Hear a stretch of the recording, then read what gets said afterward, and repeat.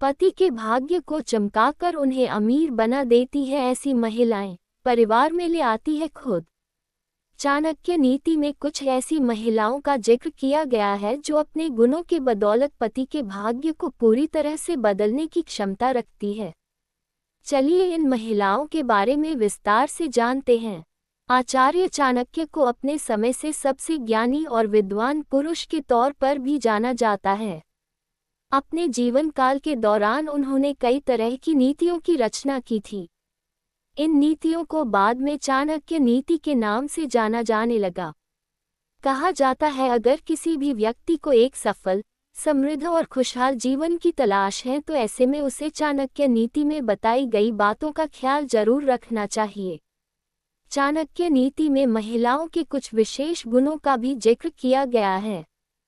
कहा जाता है अगर किसी भी लड़की या फिर महिला में ये गुण हो तो वह अपने पति के भाग्य को पूरी तरह के बदल देने की खूबी रखती है। केवल यही नहीं, इस तरह की महिलाएं घर परिवार को खुशियों से भर देने की काबिलियत भी रखती है। पैसे बचाने का गुण। चाणक्य नीति के अनुसार जिन महिलाओं को पैसों की बचत करने की आदत होती है वह सबसे अच्छी पत्नी बनकर सामने आती है। इस तरह की महिलाएं परिवार में कभी भी पैसों की कमी होने नहीं देती हैं। इस तरह की महिलाओं को पैसों का सही तरीके के इस्तेमाल करना भी आता है। पूजा पाठ की आदत।